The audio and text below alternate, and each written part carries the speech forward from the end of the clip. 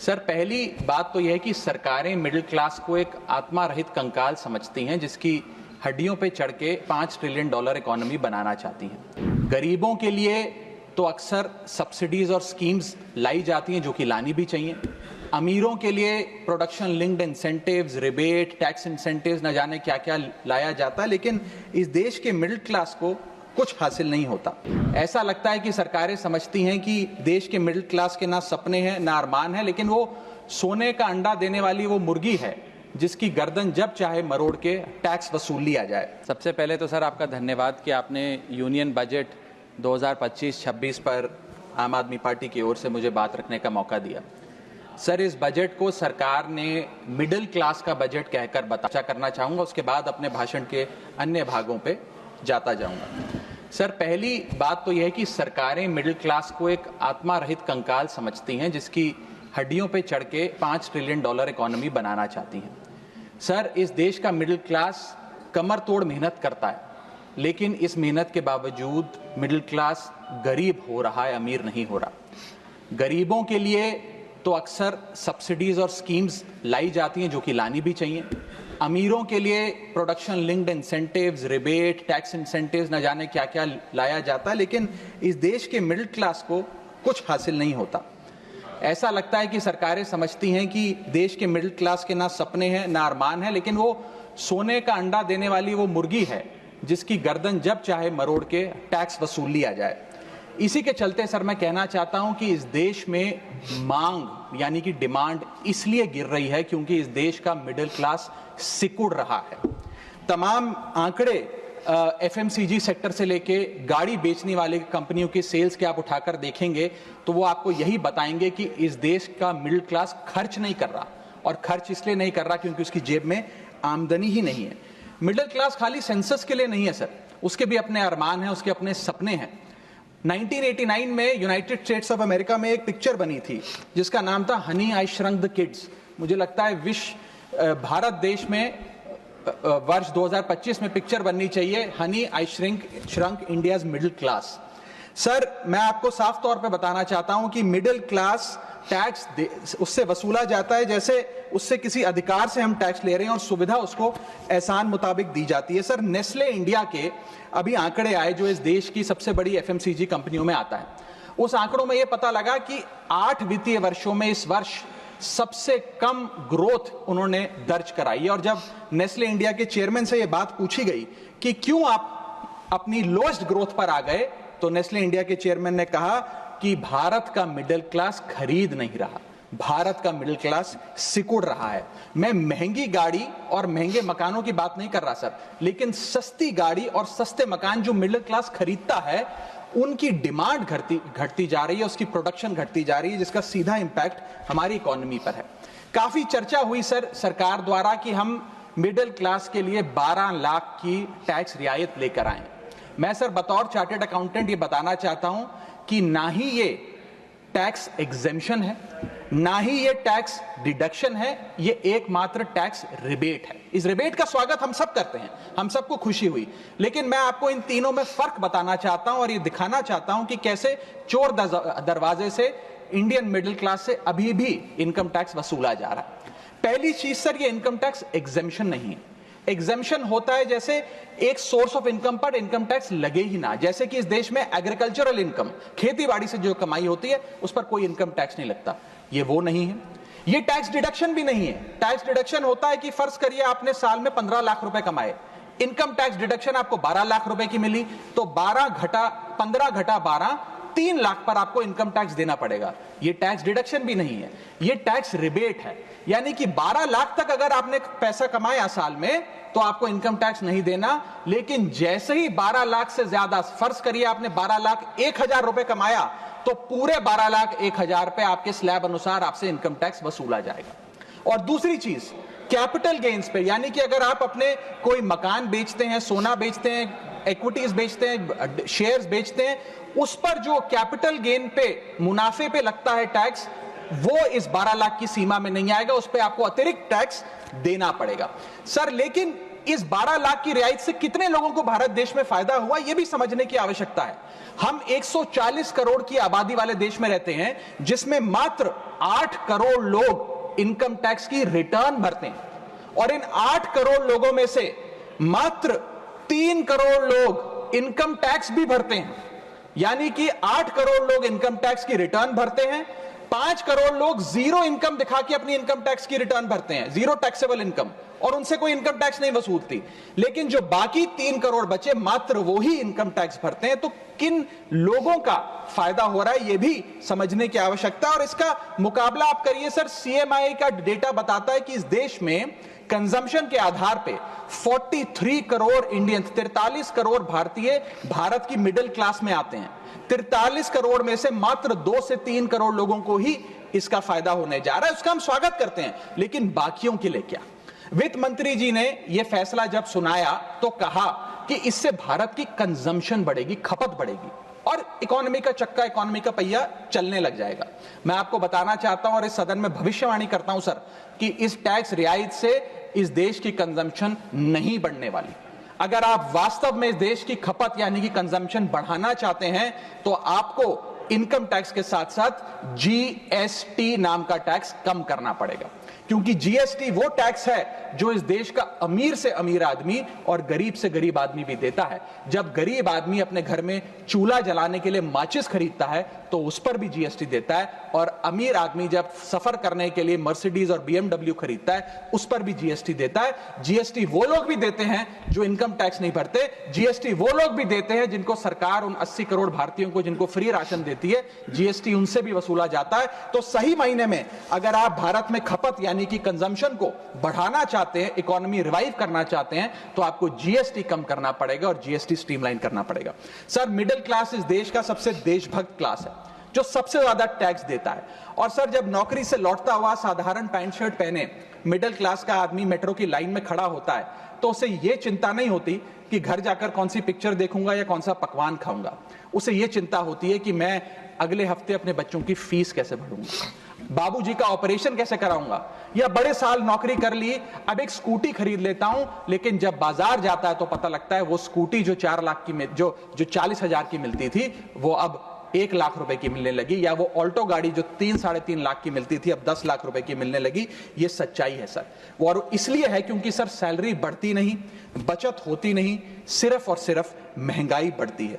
और सर, मैं ये भी आपको बताना चाहूंगा, रिपोर्ट्स बताती है, इकोनॉमिक सर्वे ऑफ इंडिया बताता है कि सैलरी औसतन मात्र 3% बढ़ी है पिछले वित्तीय वर्ष में, जबकि food inflation 10%, health care inflation 15%, और कंज्यूमर प्राइस इन्फ्लेशन और न जाने कितनी इन्फ्लेशन तो इनसे कहीं ज्यादा ऊपर आंकड़ों पर आज मंडरा रही है। लेकिन उसके मुकाबले सैलरी मात्र 3% बढ़ी है। सर, देश का मिडिल क्लास एक बहुत बड़े डेट ट्रैप में भी फंसने जा रहा है।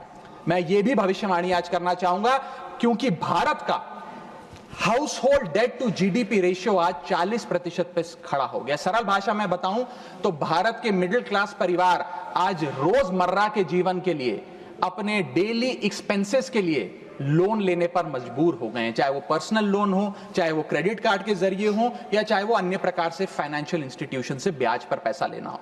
यानी कि जो सैलरी 1 तारीख को आती है, वो पहले ही आपके रोजमर्रा के जीवन में जो आपने खर्चा करने के लिए ब्याज पर पैसा लिया हुआ है, उसके भुगतान में लग जाती है, और इंडिया का मिडिल क्लास एक डेट ट्रैप में फंसता जा रहा है। ये लोन कोई मकान बनाने के लिए या दफ्तर खरीदने के लिए या एसेट क्रिएशन के लिए नहीं है, ये day to day expenses meet करने के लिए, जो भारत के मिडिल क्लास को एक डेट ट्रैप में खड़ा करता जा रहा है। सर, सैलरी तो 7 तारीख को आती है महीने की, लेकिन 1 तारीख को मकान मालिक आ जाता है दरवाजे पे दरवाजा खटखटाने की किराया दो। और सारी उम्र काम करने के बाद एक मिडिल क्लास का आदमी सोचता है कि अंत में रिटायरमेंट के समय एक छोटा सा अपना मकान, जमीन खरीद के मकान बनाऊंगा। जमीन खरीद के मकान बनाना तो छोड़िए सर, आज रियल एस्टेट के प्राइसेस, आपकी अर्निंग्स, मिडिल क्लास की अर्निंग्स के मुकाबले इतने ज्यादा हैं कि रिटायरमेंट 2-3 जन्म काम करने के बाद, रिटायरमेंट लेने के बाद भी शायद वो 2 BHK अपार्टमेंट भी नहीं खरीद पाएगा। इसीलिए मिडिल क्लास आज सरकार को वो गाना सुनाना चाहता है कि सारी उम्र हम मर मर के जी लिए, एक पल तो अब हमें जीने दो। सच्चाई यह है सर कि मिडिल क्लास के घरों में जब कभी शादी का कार्ड आता है तो चिंता हो जाती है कि सगन में कितना पैसा देना पड़ेगा और साथ ही साथ नया सूट सिलवाना पड़ेगा, ट्रेन का खर्चा हो जाएगा, एटसेट्रा। सर, मिडिल क्लास के साथ साथ मैं दूसरा बड़ा मुद्दा जो आज इस वक्तव्य में आपके सामने पेश करना चाहूंगा सर, वो है रेलवे का। सर, रेलवे का एक अतिरिक्त बजट आया करता था जिसकी प्रथा बंद हो गई। आप इस भारतीय रेल के महत्व इसी चीज से समझ सकते हैं कि उसके लिए एक अतिरिक्त बजट सदन में पेश किया जाता था। क्योंकि अब रेल बजट पेश नहीं होता तो उस पर व्यापक चर्चा भी नहीं होती। लेकिन इस वक्तव्य के माध्यम से मैं रेल बजट से संबंधी कुछ चीजें आपके सामने अवश्य रखना चाहूंगा। इस यूनियन बजट 2025-26 में माननीय वित्त मंत्री जी ने 2,55,000 करोड़ की फाइनेंशियल एलोकेशन रेलवेज की कैपेक्स के लिए मांगी है। ये 2009 से 2014 के बीच में लगभग 50,000 करोड़ होती थी, जो आज इतने गुना 5 गुना बढ़ के 2.5 लाख करोड़ से ऊपर हो गई है। तो इस पे व्यापक चर्चा अवश्य होनी चाहिए। सर, भारतीय रेल जो भारत की लाइफलाइन कहलाई जाती थी, आज उसकी स्थिति ऐसी है कि अगर मजबूरी ना हो तो शायद कोई यात्री रेल की ओर देखना भी ना चाहे। रेल जनता का रेल जरूर बना रही है और इसका कारण यह है कि भारतीय रेल को अपनी पीआर, सोशल मीडिया कैंपेन्स और रील्स ज्यादा पसंद है, ना कि रेल की सुविधाओं को कैसे बेहतर करना है वो पसंद है। सर, भारतीय रेल एक समय इस देश के 140 करोड़ आबादी का गौरव और उम्मीद हुआ करती थी, गरीबों का सहारा हुआ करती थी। लेकिन आज मैं बताना चाहता हूं कि भारतीय रेल की वो स्थिति है जो शायद ही पूरे सब कॉन्टिनेंट के तमाम रेलवे से अगर आप कंपेयर करें तो बद से बदतर होती जा रही है। सर, जितनी आबादी ऑस्ट्रेलिया की है, स्विट्जरलैंड की है, डेनमार्क की है, स्वीडन की और अन्य देशों की है, उससे ज्यादा लोग भारतीय रेल में रोज सफर करते हैं। सर, इतना महत्व है भारत की रेलवे का। लेकिन कई बड़ी चिंताएं आज भारत के एक आम रेल यात्री को सता रही हैं, जो मैं चाहूंगा इस बजटरी एलोकेशन के माध्यम से वित्त मंत्री जी और रेल मंत्री जी इसे एड्रेस करें। पहला है सर, घटती रफ्तार और बढ़ता किराया। सर, जहां दुनिया की ट्रैवल की रफ्तार बढ़ रही है, वहीं भारतीय रेल जो हमारी लाइफलाइन है उसकी रफ्तार घट रही है। पहले तो सर शताब्दी और राजधानी की स्पीड कम कर दी गई ताकि वंदे भारत की स्पीड बढ़ा दी जाए और उसको फास्टेस्ट ट्रेन घोषित किया जाए। लेकिन अब जून 2024 की रिपोर्ट बताती है कि वंदे भारत की भी स्पीड को कम कर दिया गया है। बताया जा रहा है कि हमारे रेल ट्रैक्स उतने पर्याप्त नहीं है कि इतनी तेज रफ्तार पे वंदे भारत भाग सके।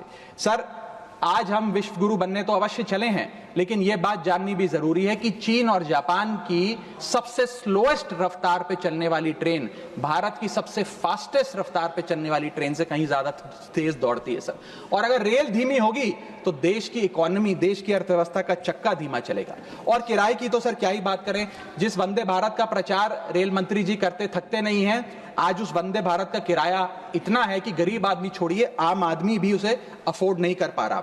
सर, वित्तीय वर्ष 2013-14 में एवरेज फेयर पर पैसेंजर पर किलोमीटर 32 पैसे हुआ करता था। 2021-22 वित्तीय वर्ष में ये 107% बढ़ के 66 पैसा हो गया है। सर, इतने रेल के किराए में इजाफा देखा गया है। हवाई चप्पल वालों को हवाई यात्रा कराने का वादा था सर, लेकिन हवाई चप्पल पहनने वालों को इतना निचोड़ दिया कि शायद अब वो रेल यात्रा के भी लायक नहीं रहे। सर, दूसरी समस्या है, बुरी हालात है थर्ड एसी और सेकंड एसी के। थर्ड एसी, सेकंड एसी को सर एक समय पर जनरल बोगी, एक समय पर लग्जरी माना जाता था, लेकिन आज वो जनरल बोगी से भी बुरी स्थिति में है। अगर टिकट मिल भी जाए sir third AC, second AC की, तो सीट मिलने की कोई गारंटी नहीं है, क्योंकि जैसे ही आप बैठेंगे थोड़ी देर में कोई शख्स आकर कहेगा, भाई साहब थोड़ा एडजस्ट करिए, थोड़ा सी रखिए, हमें भी बैठने दीजिए। ये वास्तविकता है। और आप सोशल मीडिया और तमाम तरीके के पोर्टल्स पर आप देखेंगे तो क्या आरामदायक सरकार, क्या आरामदायक यात्रा, आरामदायक सफर भारत सरकार आम रेल यात्री को दे रही है, वो देखकर आप समझ जाएंगे। जैसे कहते हैं ना सर, हिंदी का सफर अंग्रेजी का सफर बन गया है भारतीय रेल के एक यात्री के लिए। कई रूट्स पर आलू की बोरियों की भांति लोगों को ठूसा जा रहा है, और अगर शौचालय में भी, ट्रेन के टॉयलेट में भी सीट मिल जाए तो आदमी अपने आप को सौभाग्यशाली समझता है। सर, जहां भेड़ बकरियों की तरह भोले भाले लोगों को ट्रेन में ठूसा जा रहा है, पूरी टिकट लेकर सुविधा के नाम पे सिर्फ धक्का दिया जा रहा है। और सर, हमारे देश के भोले भाले आम आदमी इसको अपनी किस्मत समझकर स्वीकार कर लेते हैं। सर, मैं तीसरी बड़ी रेल समस्या जो कि है मिसमैनेजमेंट, अव्यवस्था, उस पर आपका ध्यान आकर्षित करना चाहूंगा। सर, पहले तो रेल की टिकट मिलती नहीं, अगर मिल भी जाए, आपने अगर 2, 2.5, 3 महीने पहले टिकट बुक कराई हो, टिकट कंफर्म हो जाए तो सीट मिलने की कोई गारंटी नहीं। और सर, आप अपना अनुभव देखिए, जब आप सबसे पहले प्लेटफॉर्म पर पहुंचते हैं अपनी ट्रेन में चढ़ने के लिए, तो आपको चारों तरफ सिर्फ गंदगी ही गंदगी नजर आती है। अगर बुजुर्गों के साथ या घर परिवार की महिलाओं के साथ आप ट्रैवल कर रहे हैं तो एक क्लीन वॉशरूम तक आपको मुहैया नहीं कराया जाता। और हालात यह है कि लोग मजबूर हैं प्लेटफॉर्म पर अखबार बिछाकर सोने के लिए, और वेटिंग एरिया के नाम पर तो सर सिर्फ एक नेम प्लेट, एक बोर्ड लगा नजर आता है और कुछ नहीं नजर आता। तो सर, ट्रेन पे चढ़ने से लेकर ट्रेन पे उतरने तक की एक बड़ी लंबी फहरिस्त है अव्यवस्था की। यहां तक कि सर, आज जब इस ठंड के मौसम में एक यात्री एक लंबा सफर तय करता है ट्रेन में और सोचता है कि थोड़ा आराम कर लूं, कंबल चादर खोल के ओढ़ने का प्रयास करता है, तो उस कंबल चादर से इतनी बदबू आती है, इतनी दुर्गंध आती है, और उसके जवाब में रेल मंत्री और रेल मंत्रालय बताता है कि हम महीने में एक बार कंबल धोते हैं। महीने में एक बार कंबल धोएंगे तो सर सुगंध आएगी कि दुर्गंध आएगी, मैं चाहूंगा कि सरकार इसका फैसला ले। हाइजीन रिलेटेड कंप्लेंट्स में पिछले 2 वित्तीय वर्षों में 500% का इजाफा हुआ है। ये दिखाता है कि हाइजीन स्टैंडर्ड्स को कितना कॉम्प्रोमाइज करती जा रही है हमारे देश की रेल। और सर, अगर प्लेटफॉर्म पे भूख लग जाए तो आपको पानी वाली चाय, गंदे तेल में तले समोसे और छोले भटूरे अवश्य मिल जाएंगे। और इसी के साथ साथ अगर आपने IRCTC का खाना बुक किया हो और रेल विभाग आपको खाना दे, तो जब वेज थाली आप मंगाएंगे तो उसमें आपको कॉम्प्लीमेंट्री मच्छर, कॉकरोच और कीड़े मकोड़े भी नसीब हो सकते हैं। जब आप वेज थाली ऑर्डर करेंगे और ये आपको नसीब नहीं होंगे तो सूखी रोटी, कच्चे चावल और पानी जैसी दाल तो अवश्य मिलेगी। सर, महाकुंभ को लेकर कई आयोजन बड़े बड़े किए गए और कहा गया कि भारतीय रेल बड़ी सक्रिय होकर महाकुंभ का आयोजन कर रही है। मैं बताना चाहूंगा कि प्रयागराज का रेलवे स्टेशन और आसपास के कई रेलवे स्टेशन को बंद करना पड़ा क्योंकि सरकार क्राउड मैनेजमेंट नहीं कर पाई। और कहां पर ये स्पेशल ट्रेन चल रही है महाकुंभ के लिए, मैं पूछना चाहूंगा, कोई व्यक्ति है जिसके पास एक स्पेशल ट्रेन की कंफर्म टिकट है सर? और सर, मैं चौथी बड़ी चीज जिस पर आपका ध्यान आकर्षित करना चाहूंगा वो है आम आदमी से लूट। सर, पहले तो IRCTC की वेबसाइट का इंटरफेस कुछ इस प्रकार है कि आप टिकट बुक नहीं कर पाएंगे। जब बुक करने के लिए थर्ड पार्टी एप्स पे जाएंगे तो वो आपसे मोटा कमीशन लेंगी। अब खुदा ना खास्ता आपकी यात्रा कैंसिल हो जाए तो मोटा कैंसिलेशन चार्ज भी आपसे वसूला जाएगा। और प्लेटफॉर्म टिकट की तो क्या बात करें सर, आपके सगे संबंधी अगर आपको प्लेटफॉर्म पर छोड़ने आए तो कितना प्लेटफॉर्म पे खर्चा होता है, कितनी प्लेटफॉर्म टिकट किस रेट पर वसूली जाती है वो आपको पता है सर। और हालात ऐसे हैं कि वहां पर बिस्लरी का पानी आप प्लेटफॉर्म पर खरीदिए तो बिलसेरी का नकली पानी आपको दिया जाता है। ऐसे ऐसे ब्रांड्स के चिप्स, चॉकलेट्स, बिस्किट्स और पानी दिया जाता है जिन ब्रांड्स का आपने कभी नाम नहीं सुना। सर, 5वीं समस्या है ज्यादा से ज्यादा नॉर्मल ट्रेन चलाने की आवश्यकता। सर, बुलेट ट्रेन और वंदे भारत से ज्यादा किफायती यात्रा नॉर्मल ट्रेन में हो जाए तो देश का आम आदमी खुश हो जाएगा।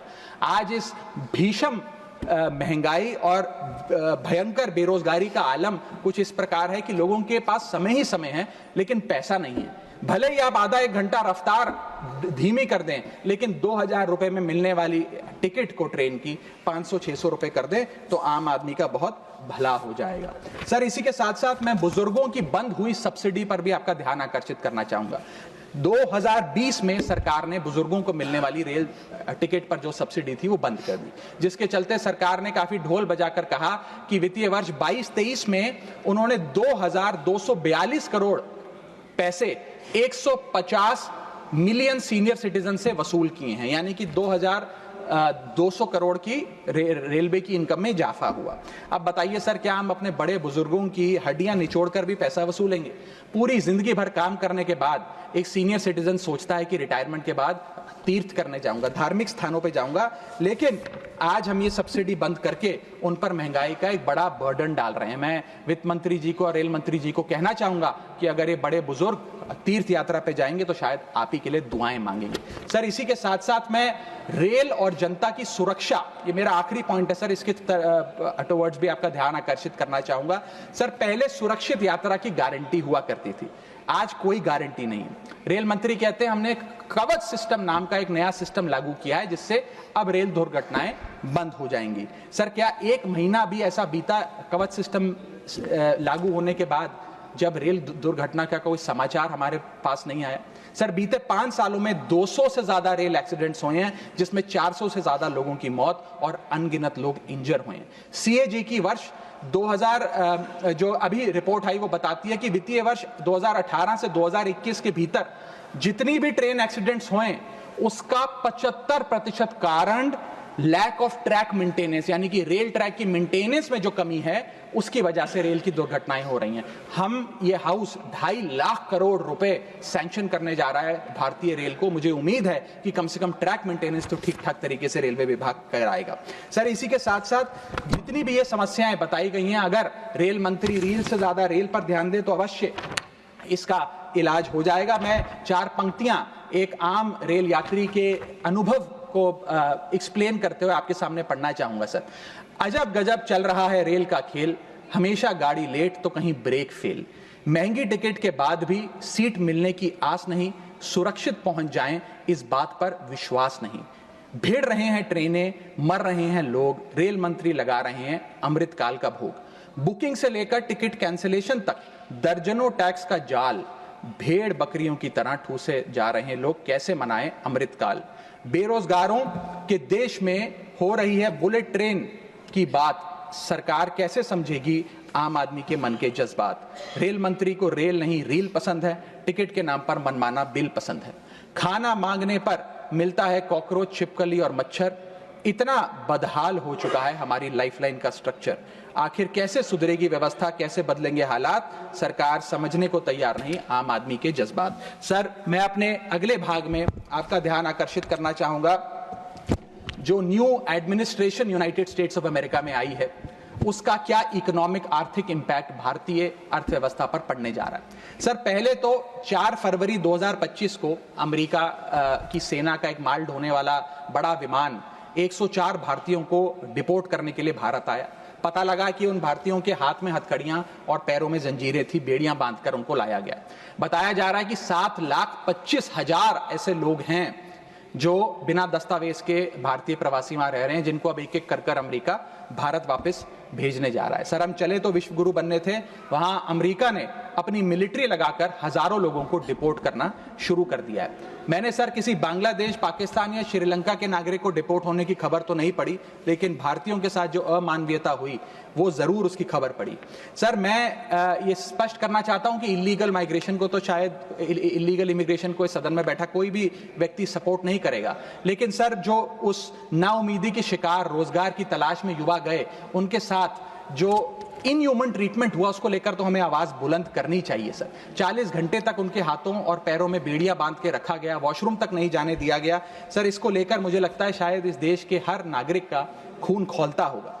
उसी के सामने इसी एग्जाम्पल के सामने हमारे पास एक और एग्जाम्पल है। इस दुनिया का एक बहुत छोटा सा देश है सर, कोलंबिया। कोलंबिया के राष्ट्रपति गुस्तावो को जब पता लगा कि अमेरिका से एक सेना का माल ढोने वाला विमान इसी प्रकार कोलंबिया के नागरिकों को जो बिना दस्तावेज के वहां पाए गए कोलंबिया छोड़ने के लिए आ रहा है, तो उन्होंने उस विमान को लैंडिंग की अनुमति नहीं दी।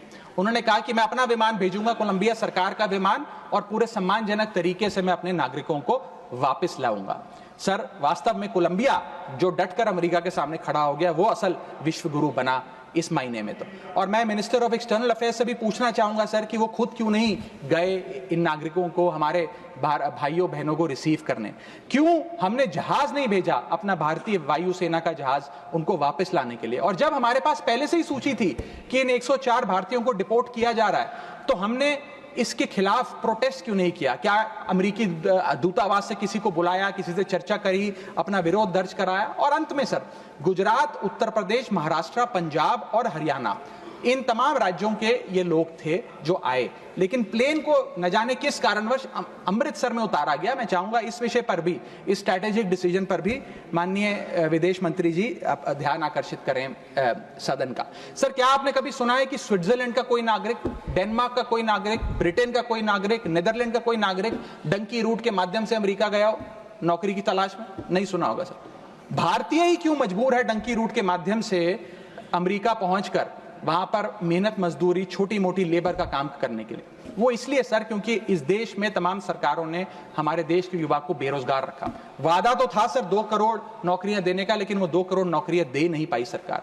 शायद लैक ऑफ अपॉर्चुनिटीज और अनएम्प्लॉयमेंट के चलते लोग अमेरिका जाने को मजबूर हो गए। मैं बताना चाहूंगा सर, आप इसको इस परिप्रेक्ष्य में भी देखने की कोशिश करें कि अमेरिका के सबसे पिछड़े राज्यों में एक राज्य है मिसिसिपी जो आता है।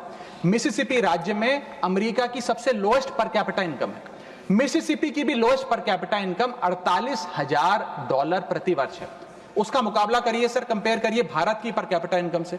भारत की पर कैपिटा इनकम मात्र $1160 है। कहां अमेरिका की सबसे गरीब राज्य की पर कैपिटा इनकम, यानी कि साल में औसतन मिसिसिपी में रहने वाला एक आदमी $48,000 कमाता है, वहां एक भारतीय औसतन $1160 कमाता है। तो क्यों नहीं कोई बेहतर जिंदगी के लिए, ज्यादा पैसा कमाने के लिए अमेरिका जाने पर मजबूर होगा सर। मैं डोनाल्ड ट्रंप एडमिनिस्ट्रेशन की जो इकोनॉमिक इंपैक्ट भारत पे पड़ने जा रहा है उस पर भी आपका ध्यान आकर्षित करना चाहूंगा सर। सबसे पहले H1B वीजास, ये H1B वीजा जो अब भारी रिस्ट्रिक्शंस के साए में फंसे हुए हैं, इसका सबसे ज्यादा अगर नुकसान किसी को होगा तो भारतीयों को होगा सर। वर्ष 2023 में 3,86,000 H1B वीजा एप्लीकेशन अमेरिकी सरकार को आई, जिसमें से 72% एप्लीकेशन भारतीयों की थी। यानी कि अगर H1B मुश्किल होगा तो सबसे ज्यादा मार भारत के स्किल्ड लोगों को पड़ेगी। दूसरा, स्ट्रिक्टर H1B वीजा, अगर स्ट्रिक्टर H1B वीजा होगा और H1B वीजा वालों के वेज में मॉड्यूलेशन करी जाएगी, उसके चलते तमाम वो कंपनियां जो भारतीयों को रोजगार देती हैं अमेरिका में, वो भारतीयों को निकाल कर लोकल अमेरिकन को जॉब्स देंगी, जिसके चलते एक बहुत बड़ी बेरोजगारी की फौज, हिंदुस्तानियों की फौज परेशान हो जाएगी, भारत वापस आने को मजबूर हो जाएगी। सर तीसरा पॉइंट, ट्रंप के प्रपोज्ड टैरिफ्स। ये टैरिफ्स क्या है सर जिसकी इतनी चर्चा होती है कि ट्रंप एडमिनिस्ट्रेशन टैरिफ लगाने जा रहा है, प्रपोज टैरिफ लगाने जा रहा है। उसका सरल मैं एक उदाहरण के माध्यम से आपको समझाना चाहूंगा। टैरिफ को आप एक इंपोर्ट ड्यूटी के चश्मे से भी समझ सकते हैं। मान लीजिए अमेरिका में बैठा एक बायर हिंदुस्तान के एक मैन्युफैक्चरर से एक शर्ट खरीदता है 100 रुपए की। आज वो शर्ट उसे 100 रुपए की पड़ती है, लेकिन अगर ये अमेरिका की नई हुकूमत ट्रंप एडमिनिस्ट्रेशन 20% का टैरिफ शर्ट्स पर लगा दे, अपैरल्स पर लगा दे, तो वो 100 रुपए की शर्ट अमेरिका के बायर को 100 रुपए की नहीं 120 रुपए की पड़ेगी। तो वो अमेरिका का बायर हिंदुस्तान से 120 रुपए की शर्ट खरीदने के बजाय 108 रुपए की, 105 रुपए की, 104 रुपए की वियतनाम, फिलीपींस और बांग्लादेश जैसे देशों से खरीदेगा। यह है टैरिफ का खेल, जिसके चलते एक्सपोर्ट्स घटेंगे, मांग घटेगी, कारखाने बंद होंगे, रोजगार जाएगा। सर पहला, आईटी एक्सपोर्ट्स। भारत $245 बिलियन का सालाना आईटी एक्सपोर्ट करता है। इसका 80% export United states of America को होता है। सबसे बड़ा प्रहार आईटी एक्सपोर्ट्स पे होगा। दूसरा, 15 से 25% यूएस टैरिफ्स इंडियन एपरल्स यानी कि टेक्सटाइल्स पर लगने जा रहे हैं, जिसका मैंने उदाहरण अभी आपको दिया। इसके चलते कॉस्ट एडवांटेज भारतीय मैन्युफैक्चरर्स की घट जाएगी, सोर्सिंग और बाइंग हिंदुस्तान से बंद हो जाएगी, और करीब करीब एस्टिमेट्स बताते हैं 2 मिलियन जॉब्स भारत की टेक्सटाइल और गारमेंट इंडस्ट्री की बंद हो जाएगी, जिसमें मेरे लुधियाने, पंजाब से लुधियाने में बहुत सारे टेक्सटाइल हब्स हैं, तमिलनाडु में है, गुजरात में, उनको सबको खामियाजा भुगतना पड़ेगा। सर इसके साथ साथ propose tariffs on Indian pharmaceuticals Donald Trump administration लगाने जा रही है। आज जितने भी pharmaceutical products, generic drugs, generic दवाइयां भारत यूएस को एक्सपोर्ट करता है, उन सब पर ये इंपोर्ट ड्यूटी लग जाएगी। मैं आपको बताना चाहूंगा 40% यूएसए की जितनी खपत है उसके 40% जेनरिक दवाइयां और ड्रग्स भारत सप्लाई करता है। तो इतना बड़ा प्रहार भारत की इंडियन फार्मा इंडस्ट्री पे होने जा रहा है, जिसके चलते रेवेन्यू लॉसेस और जॉब लॉसेस होने जा रहे हैं। तीसरा point, proposed 25% US tariff on Indian auto companies. Automobile, auto parts बनाने वाली कंपनियों पर 25% की ड्यूटी लगाने जा रही है ट्रंप एडमिनिस्ट्रेशन, जिसके चलते $14 बिलियन का ट्रेड इंपैक्ट होने जा रहा है। और इसके चलते भारत में मैन्युफैक्चर हो रही ऑटोमोबाइल्स की डिमांड घटेगी, एक्सपोर्ट घटेगा, कारखाने बंद होंगे और 10 लाख से ज्यादा लोगों की नौकरियां जा सकती हैं। सर चौथा और महत्वपूर्ण पॉइंट, एक बहुत बड़ी बेरोजगारों की फौज भारत की ऑलरेडी बेरोजगार फौज में जुड़ जाएगी। पूछिए कैसे सर? सर 7,25,000 वो लोग जो बिना दस्तावेज के रह रहे हैं, जिन्हें अमेरिका कह रहा है हम भारत भेज देंगे। 1 मिलियन वो लोग जिनका ग्रीन कार्ड अभी पेंडिंग है, उनका ग्रीन कार्ड कैंसिल हो जाएगा। लाखों H1B वीजा एप्लीकेंट जिनका H1B वीजा मिलना अब नामुमकिन सा हो गया है। और उसके अतिरिक्त भारत में जो टेक्सटाइल्स, फार्मा, IT और ऑटोमोबाइल इंडस्ट्री है, उसमें जॉब ले ऑफ्स होंगे। यानी कि इन लाखों लोगों की एक जो अनएम्प्लॉयड लोगों की फौज भारत आकर भारत की ऑलरेडी अनएम्प्लॉयड लोगों की फौज में जुड़ जाएगी, उसको कैसे हम इस इकोनॉमिक साइकिल में रीइंटीग्रेट करेंगे, कैसे इस अनएम्प्लॉयमेंट और अंडर एम्प्लॉयमेंट का सामना करेंगे। सर मेरा आखिरी पॉइंट इस ट्रंप एडमिनिस्ट्रेशन का जो इकोनॉमिक इंपैक्ट भारत पर पड़ेगा उसके संदर्भ में है, वो ये है सर कि भारत की फॉरेन इनवर्ड रेमिटेंसेस घट जाएंगी, भारत का फॉरेक्स रिजर्व्स घटेगा। सर वर्ष 2024 में डॉक्यूमेंटेड एंड अनडॉक्यूमेंटेड भारतीय, प्रवासी भारतीय जो यूएस में रहते हैं, उन्होंने कुल मिलाकर $111 बिलियन भारत भेजे। यानी कि वहां पर जो आदमी रहता है वो कमाई करता है, वो पैसा हिंदुस्तान भेजता है ताकि हिंदुस्तान में जो उसका परिवार, बूढ़े माँ बाप, बीवी बच्चे, भाई बहन हैं, वो सम्मानजनक जीवन जी सकें। जब उनकी नौकरियां ही नहीं रहेंगी, जब वो पैसा ही नहीं कमाएंगे, तो वो क्या पैसा भेजेंगे? जब वो पैसा नहीं भेजेंगे तो भारत के फॉरेक्स रिजर्व्स घटेंगे, और फॉरेक्स रिजर्व्स घटने की वजह से रुपया और कमजोर होगा और डॉलर और मजबूत होगा। सर भारत की कॉर्पोरेट टैक्स कलेक्शंस में 3 से 4 हजार करोड़ का नुकसान होने जा रहा है इस ट्रंप एडमिनिस्ट्रेशन के प्रपोज टैरिफ्स की वजह से। और इन्फोसिस, TCS जैसी बड़ी बड़ी कंपनियां अब 80 से 90% अमेरिकी लोगों को नौकरियां देंगी। भारतीय जो H1B वीजा पे वहां काम कर रहे हैं उनको निकालने का काम शुरू होने जा रहा है। सर जो अमेरिका कहता है वो भारत हमेशा से करता है, एक वफादार दोस्त की तरह।